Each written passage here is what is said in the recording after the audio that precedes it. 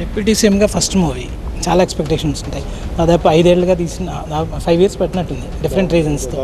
So చాలా compromise అవ్వాల్సి వచ్చింది, లొకేషన్స్ కావచ్చు, చాలా విషయాలు అవ్వలేదు కానీ మీ టైం కావచ్చు, మీ షెడ్యూల్స్. మెయిన్ షెడ్యూల్స్ వల్ల కాంప్రమైజ్ బట్ క్వాలిటీలో కాంప్రమైజ్ అవ్వాలి. Exactly quality what ever they wanted to do it they చేయొచ్చు. మూవీ చూసారు కదా సార్, త్రివిక్రమ్తో కలిసి చూసినట్టున్నారు. చూస్తూ ఉన్నాను ఎట్లా ఉంది సార్ ఫైనల్? అంటే నేను సినిమా చేసేవాడిని నాకు తెలుస్తూ ఉంటుంది కదా. అంటే మెయిన్ వెరీ టైట్ ఎడిట్ ఉంటుంది.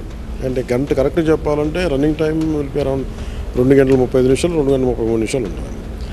కృషి గారు ఒరిజినల్గా స్క్రీన్ ప్లే రాసాను 4.5 గంటలకు రాశాను.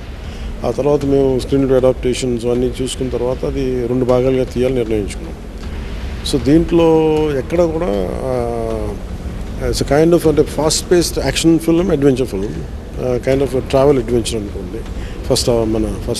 ఫస్ట్ పార్ట్ అంతా ఒక్క చోట మటుకు you can see the glimpses of జిజియా. ఒక ఫ్యాగెంట్కి వచ్చేటప్పటికి నువ్వు హిందూగా బతకాలంటే నువ్వు ట్యాక్స్ కట్టాలి. అదేదో గ్రేట్గా అండర్లైన్ చేయలేదు కానీ అంటే మీరు ఇప్పుడు టోల్ ట్యాక్స్ కట్టాలి. ఒకసారి టోల్ ట్యాక్స్ ఎదురు తిరుగుతారు కదా మనుషులు, మేము ఎందుకు కట్టాలి, మీరు ఆ జిజియాకి అలా ఎదురు తిరిగే ఒక ఎపిసోడ్ ఉంటుంది. సో అంతే తప్ప దాన్ని ఎక్కువ కూర్చోబెట్టి దాన్ని గ్లోరిఫై చేయలేదు. బట్ ఇట్ విల్ బి ఒక ఆర్గానిక్గా ఎంత ఇవాల్వ్ అవుతుందో అంతే చేసాం. అంతకుమించి దాన్ని ఏ విధంగా దాన్ని ముందుకు ఎక్కువ చేయలేదు. ఇది రిపీటెడ్గా వచ్చే వచ్చినాయి. ఇంకో 2 సినిమాలు ఉన్నట్టున్నాయి ఇప్పుడు, కొన్ని ఓజీ కావచ్చు, ఉస్తాద్ భగత్ సింగ్ అయిపోయింది. 2 అయిపోయింది. ఓన్లీ ఒక దీనివల్ల లాస్ట్ 4 days ఈ ప్రమోషన్ వల్ల నేను లేదంటే నేను 31st అయిపోయింది. దానివల్ల ఇంకొక 3 రోజులు ఎక్స్టెండ్ అవుతుంది.